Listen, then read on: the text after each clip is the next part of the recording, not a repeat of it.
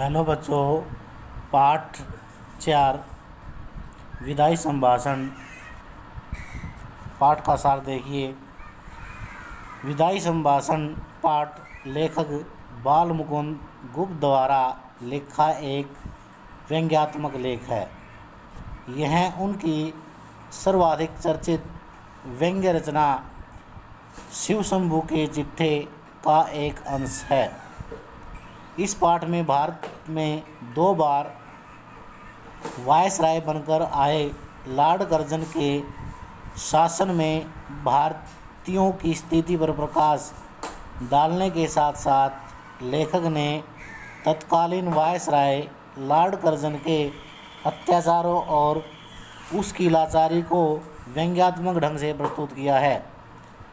लेखक Lord Curzon को my Lord कहकर संबोधित करते हुए कहता है कि इस संसार में सब बातों का अंत है, आपको भी अंततः इस देश को छोड़कर जाना पड़ रहा है।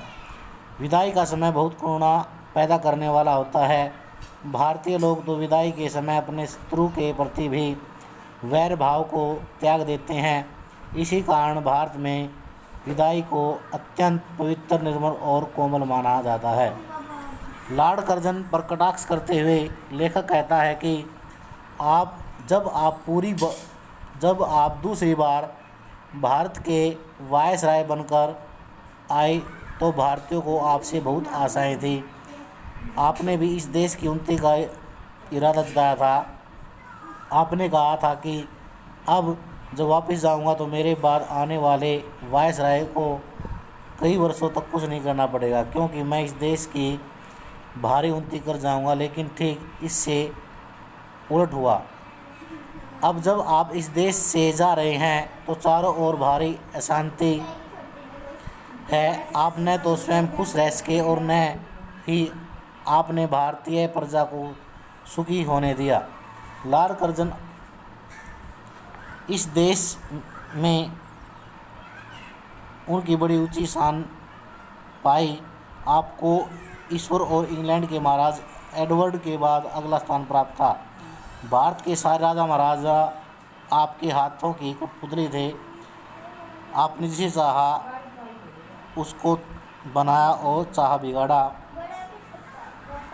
लेकिन लेखक लॉर्ड कर्जन पर व्यंग करता हुआ कहता है कि इस समय आपकी स्थिति एक साधारण से कलरक जैसी हो गई है।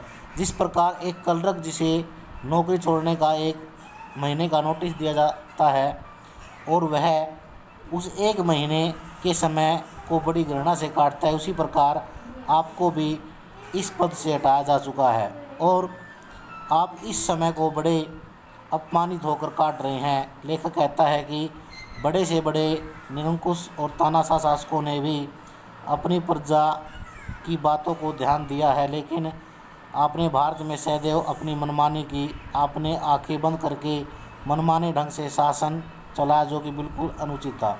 आपकी जिद्दी तो जालिम बादशाह नादिर शाह से भी बड़ी है। लेखक ने इनकी जिद्दी का नादिर शाह से तुलना की है। नादिर शाह ने भी शरण में आए हाफिज शाह की प्रार्थना पर कत्लेआम रोक दिया था, लेकिन आपने भारतीयों की प्रार्थना करने पर भी बंगाल का विभाजन नहीं ठुकराया। इस बात का बहुत दुख है भारतीयों को। लेखक कहता है कि जब कोई किसी देश में जाकर रहता है तो वह उसका कृतज्ञ हो जाता है, उसके प्रति उच्च भावना रखनी चाहिए, उसकी भलाई की बात सोचनी चाहिए। लेकिन लॉर्ड कर्जन ने भारतीयों पर किसी प्रकार की कोई सहानुभूति नहीं दिखाई। तो अंततः लेखक का इस पाठ के माध्यम से यही बताना है कि लॉर्ड कर्जन ने अपनी जिद्दी को पूरा करने के लिए करोड़ों भारतीयों की आत्माओं को ठेस पहुंचाया, बंगाल का विभाजन किया केवल, और जो वादे किए थे देश पर की भलाई के लिए उन पर खरा नहीं उतरा। इस पाठ को अच्छी प्रकार से देखना।